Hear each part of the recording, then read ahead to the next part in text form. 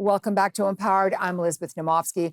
I'm joined by Nicole Troster, founder and CEO of Coeurage Labs. Today's topic is empowering women through entrepreneurship. So, Nicole, what are some common fears or limiting beliefs you encounter when working with women who are on the cusp of significant growth? I think the biggest fear that I've come across in working with my clients is really the capacity to handle something.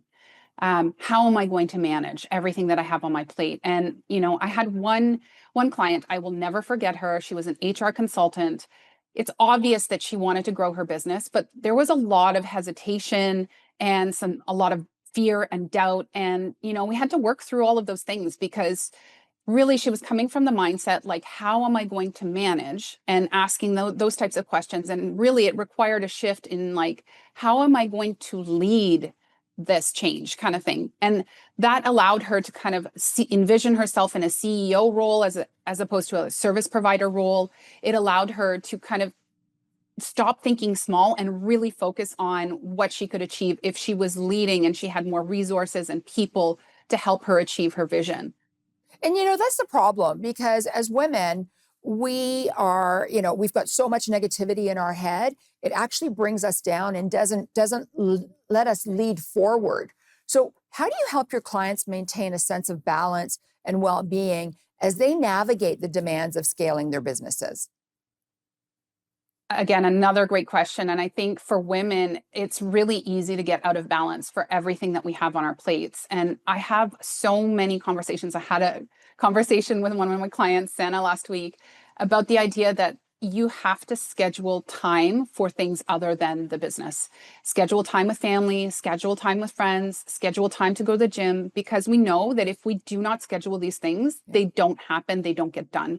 And what's interesting is, every single time I recommend to my clients that they do that, and they go ahead and they do that and they report back, what I find is that they are more committed to the business when they come back because they've had that psychological break. They're more creative.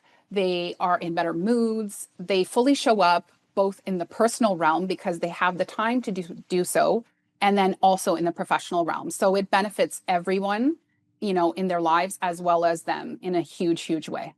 Yeah, my calendar is my best friend. I schedule everything, and I probably am guilty of overscheduling a lot, which I need to scale back on.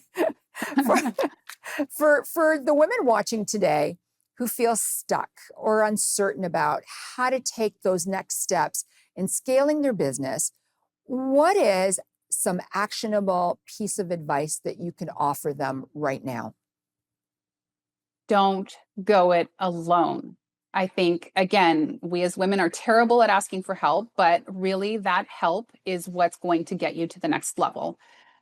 Whether, again, it's working with a coach or with a women's group or an accountability buddy or anything that's going to give you that support that you need to kind of keep going. I would really, really encourage you to go out there, seek help. Don't be afraid, and don't be afraid of your own potential. So, Nicole, we've got 1 minute left, and I know that a lot of women struggle with the imposter syndrome. What do you say to your clients when they feel that they can't go forward? You know that they can, but they've got that negativity dancing on their brain. I think one of the things that I do that's really, really effective is, visualization techniques. When we visualize the things that we want and what it's going to feel like when we get there. A lot of times when we talk about visualization, we just think about the image at the finish line. We don't think about, like, again, what are the feelings? How is this going to feel? How is this going to change my life to have achieved this thing? And once we start to kind of put all the senses around what it would mean, then it becomes a lot more tangible. We can really feel it, and then we work more to achieve those things. And all of that helps to reduce the negativity and the voice inside of our head that's telling us that we can't do it.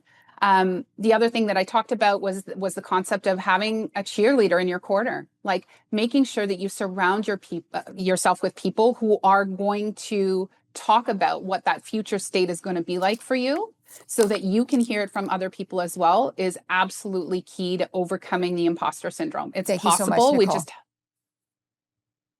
Nicole's words of wisdom for you today are entrepreneurship is an incredible empowerment tool for women. But remember, you don't have to go it alone. Seek out experts and a supportive community to accelerate your journey, celebrate the wins, and ease the loneliness. Together, you'll amplify your growth and build sustainable success. I'm Elizabeth Namovsky, and I'm here to empower you and make frugality fashionable. Bye for now.